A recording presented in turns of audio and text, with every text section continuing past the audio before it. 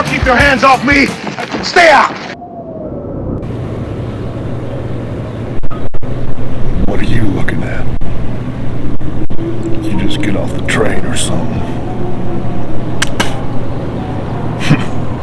Mighty dangerous place for a greenhorn like you to be wandering around by yourself, especially in 1876. This here town's known as the wickedest little city in America. I tell you what I'm going to do.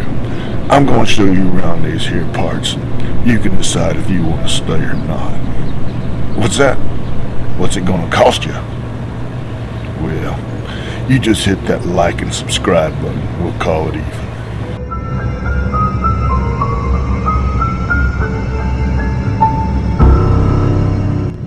All right. Welcome back to Ramblin' Reflections, everyone. I'm Steve. Yeah, I might have gotten a little carried away with the whole cowboy thing there, but honestly, when you're standing in Dodge City, Kansas, actual real-life Dodge City, it's hard not to channel your inner Wild West character. Rose and I just spent 5 days exploring this legendary town, and folks, the history here is absolutely incredible. Today, I'm taking you through why this place earned its reputation as the wickedest little city in the West, and trust me, it lived up to its name.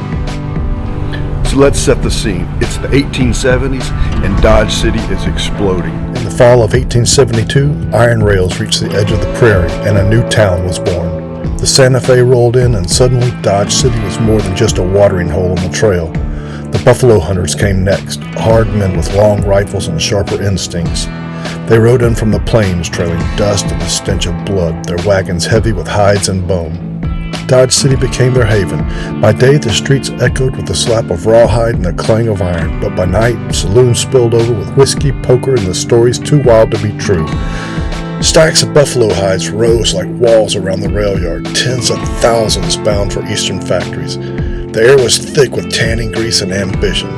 Men like Bat Masterson and Charlie Rath walked these streets before they were legends. Back then, they were just hunters, traders, survivors. And the buffalo? They vanished just as fast as the town grew. By the time the dust settled, Dodge City had traded wilderness for wealth. And suddenly, this little town becomes a major shipping point for Texas cattle, heading to the eastern markets. We're talking hundreds of thousands of longhorn cattle being driven up the Western Trail every year. And with this cattle came the cowboys, young men far from home with months of pay burning holes in their pockets. What did they want? Whiskey, gambling, and well, let's just say female companionship. Dodge City delivered on all of it. At its peak, this town had 19 saloons on a single street. 19! And that's not counting the dance halls, the gambling houses, and the brothels. And the violence? It was real. Boot Hill Cemetery, which we'll visit in just a minute, got its name because so many men were buried with their boots on. Shot dead in gunfights and brawls, or just plain murdered. And here it is, Boot Hill Cemetery. Now, this isn't the original location. That was actually moved when the town expanded, but this recreation gives you a real sense of what the frontier justice looked like. These markers tell the story. Shot in a saloon, killed in a gunfight, horse thief hanged. This wasn't Hollywood, folks. This was real life and real death in the 1870s. Between 1872 and 1878, there were at least 25 recorded violent deaths in Dodge City. And those are just the ones that made it into the official records. The actual numbers, I'm sure they were a whole lot higher. Saloons lined every corner, gambling halls never closed, and gunfights erupted in the streets without warning. Law enforcement, barely a badge in sight. As early as 1873, before the town even had a real government, citizens had had enough. They formed a vigilante committee. They hung 2 men on cottonwood trees and ran 5 more out of town on the next train. They jailed a buffalo hunter just for firing his gun in the street. That same year, Ford County was created and Charlie Bassett was elected as its first sheriff. A quiet man with a steady hand. It was a start. But the chaos, it just kept growing. So in 1875, Dodge City was finally incorporated. Lawrence Degger, all 6'4", 275 pounds of stubborn muscle, was sworn in as the town's first marshal. Then, a year later, in 1876, Wyatt Earp arrives and pins on a deputy star under Degger. Bat Masterson would soon follow, and later his older brother Ed would put on the city marshal's badge too. These guys weren't Hollywood heroes yet, just tough men hired to stand between the cowboys and the coffins. But even the best couldn't stop every bullet. On the night of April 9th, 1878, City Marshal Ed Masterson was making his rounds when he spotted two drunk cowboys, Jack Wagner and Alf Walker. They were waving guns outside the Lady Gay Saloon. Ed stopped in to disarm them, calm and confident the way he always was. When Wagner pulled the trigger, one slug tore through Ed's chest. He staggered across the street, collapsed in front of the Hoover Saloon, and died in Bat's arms just minutes later. Bat may have arrived too late to save his brother, but not too late for justice. He tracked Wagner down and shot him dead. Walker, he survived the night, but he carried Bat's lead for life. The next day, businesses closed and the funeral procession stretched for blocks. It was the largest Dodge City had ever seen. And just 6 months later, tragedy struck again. Mayor Dog Kelly, the part-time mayor and full-time saloon owner, was out of town on a hunting trip. His star singer, Dora Hand, she was house-sitting in his little cabin behind the Alhambra Saloon. She was asleep in his bed when a jealous cowboy named James Spike Kennedy came looking for revenge over an old saloon fight. Around 4 in the morning, Spike fired 4 shots through the thin plank door. One of the bullets found Miss Hand instantly, killing her dead. The town erupted. Earp, Masterson, Bassett, and Bill Tillman, they all saddled up. It was the most legendary posse in Western history. They rode 60 miles through the night and shot Kennedy out of the saddle and dragged him back alive. The trial came quick. His father had bought the judge. Ultimately, Spike walked free. Eventually, the lawmen moved on, Wyatt Earp to Tombstone and Bat Masterson to the bright lights of bigger cities. Dodge thought the wild days were fading. Then in 1883, the mayor tried to close the gambling halls. Saloon owner Luke Short, he sent one wire, need help. Within days, the old crew rode back in from across the west. Bat Masterson, Wyatt Earp, Shotgun Collins, and a half a dozen more hard cases. They lined up on Front Street and stared down the lawn the famous Dodge City Peace Commission photo. No shots fired, just reputation. The mayor backed down and the saloons, they stayed open. Dodge City didn't just survive the Wild West, it wrote the rule book. In 1885, Texas banned cattle drives because of tick fever. And just like that, the wild days were over. Dodge City had to reinvent itself. The wickedest town in the West became, well, just a regular Kansas town. Or did it? Here's what's cool. They preserve that history beautifully. The Boot Hill Museum does an incredible job of bringing that era to life. When Rose and I go exploring new towns, our first stop is always the Welcome Center. This helps us get the lay of the land, so to speak. So, as we were approaching and walking around to the front of the Welcome Center, who did we see? None other than the statue of Marshal Matt Dillon. Whoa, the man himself. Well, sort of.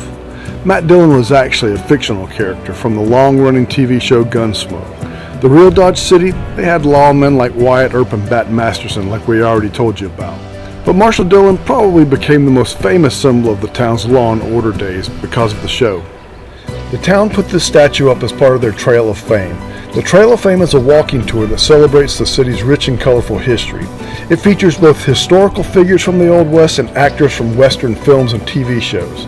The trail, it's marked on the sidewalks with medallions and several larger-than-life statues that tell the story of Dodge City's past, to honor the show's legacy and how much it means to fans all over the world. Man, to think about the things this guy must have seen over the years. If only he could talk. Howdy, stranger. Don't reckon I've seen you round these parts before. You riding through or got business in Dodge? This town's long on memory with a short fuse. Folks are friendly, mostly, but it pays to mind your manners and keep your boots clean. If and you're looking for trouble, you'll find it fast. But if you're here to take in the sights, maybe hear a tale or two, I might just be the man to show you around. You can almost hear it, can't you? The sounds of the Old West, the clinking of glasses, the rumble of a dice game, and maybe, just maybe, a plunking of a saloon piano. And here we are at the Long Branch Saloon, the most famous watering hole in Dodge City, and the home base of our friend Marshal Dillon. Of course, the real Long Branch saw lawmen like Earp and Masterson, but the TV show made it a worldwide legend. This isn't the real building, of course. The real one burnt down in 1885, but this replica, built with attention to historical detail, it gives us a glimpse into the past, into the kind of place where fortunes were won and lost. This wasn't a quiet place. It was a chaotic mix of cowboys, gamblers, lawmen, and outlaws. It was a place for business, leisure, and often high drama. Take a look around. The long wooden bar, the ornate fixtures. It's a mix of rustic charm and frontier luxury. For many, this was the hub of social life, a place to blow off steam after a long cattle drive. You can still get a drink here. It isn't anything like they used to serve. You can get an alcoholic beverage or a soft drink. In fact, they make their own Boot Hill sarsaparilla. Back in the day, they used to serve the beer warm, and the whiskey, well, it was notorious. Often a concoction of alcohol, fruit juice, and some people claim snake venom. This wasn't a quiet place. It was a chaotic mix of cowboys, gamblers, lawmen, and outlaws. It was a place for business, leisure, and often high drama. Dodge City wasn't always this bustling. It started as a humble trading post in 1872, primarily serving soldiers at nearby Fort Dodge. Front Street also has a replica general store. It's more like a gift shop now, but it's still a working store. There's also a replica print shop and a tonsorial parlor, which I found fascinating. A tonsorial parlor was the formal name for a barber shop. Turns out, back in the 1800s, barbers did more than just cut hair. They were known as barber surgeons. Other than grooming, their services included minor surgical procedures like pulling teeth, wound dressing, bloodletting, leeching, enemas, and in some cases, amputations. Now, I don't know about you, but amputations don't seem to fall under a minor surgeries category in my book. They also had an exhibit of the guns that won the West, but I'm not entirely sure if YouTube's terms of service will allow me to include those in this video, so if you'd like to see some of those pictures, let me know in the comments and I can send you some directly.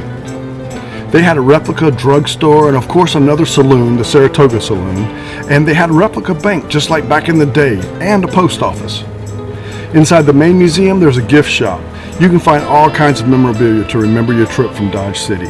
And they have exhibits inside too. Early on in the tour, you come across a Conestoga wagon. It was a freight train. Back in the early days, these things were like the original semi-trucks. They were huge. And further on inside, there's a stagecoach replica. Can you imagine traversing the country in the back of one of these? We complain about the roads today in our truck. I can't imagine what it must have felt like to be riding in the back of one of these. Rose and I also took a historic trolley tour around town. This took us by the old Fort Dodge and we got to see how Dodge City was originally established. Fort Dodge was founded on April 10, 1865 by Captain Henry Pierce on the north bank of the Arkansas River, near the wet and the dry routes of the Santa Fe Trail. It is the oldest permanent settlement in this part of Kansas. Its primary role was to provide protection for the U.S. Mail Service, the wagon trains, and the railroad workers from the Plains Indians. It also served as an important supply and resting place for traders and bison hunters. The first buildings were just simple dugouts and sod structures. Later, more permanent buildings of native limestone were constructed, many of which are still in use today. Notable figures such as General Custer and Colonel Richard Irving Dodge commanded the post at various times, but the fort was abandoned as an active military post in June of 1882, as the expansion of the railroad made the Santa Fe Trail obsolete for long-distance commerce. 8 years after its abandonment, it was deeded to the state of Kansas as a soldier's home. It still continues to serve this function today as a retirement community and nursing facility for retired Kansas veterans, their dependents, and relatives. So while many new buildings have been added, several original stone buildings still remain, and the historic character of the post has been largely maintained. If you've been following us for a while, then you know Rose and I are all about the local food eateries. We love finding those special places. First, we went to Central Station Bar and Grill, and that was really good. Then, of course, me being the barbecue lover, we found some local barbecue at the Boot Hill Casino and Resort. And I have to tell you, this was some of the best barbecue I've had. Man, did I love their Alabama white sauce. I got to figure out where to find that kind of stuff or see if I can make it. And of course, you can't come to Dodge City and not eat at Miss Kitty's Cafe. I mean, that'd be like sacrilege, right? But lately, it's almost become sort of a mission for us to find the biggest and the best donuts wherever we're at. In Dodge City, it didn't disappoint. They had some very good donuts at Crispy Donuts. And take a good look at this cinnamon bun. It's bigger than Rose's hand. But spoiler alert, wait till you see our upcoming video of Texas. You're going to want to see that. We stayed in the KOA campground right in town, so it wasn't far to go see any of the sites. But beware, there are 2 major beef processing plants just down the road, so the fly population was overwhelming. Our first day there, we went out and we bought fly traps to hang in one of the trees, and that did seem to help. You know, standing in the same dirt where Wyatt Earp walked and where those cattle drives came through, it reminds you that the America we're exploring in our RV, it was built by people who were tougher than nails. This full-time RV life we're living, it's an adventure, but those folks, they were living a real adventure, the dangerous kind. So that's Dodge City, Kansas, from the wickedest little city in the West to a hidden gem for travelers like us. So if you enjoyed this little history lesson mixed with our travels, hit that like button and subscribe if you haven't already. We've got more adventures coming your way, and yeah, we'll get back to those RV repairs too. Drop a comment. Let us know if you've been to Dodge City. What historical western town should we visit next? Until next time, guys, stay safe out there. We'll see you next week.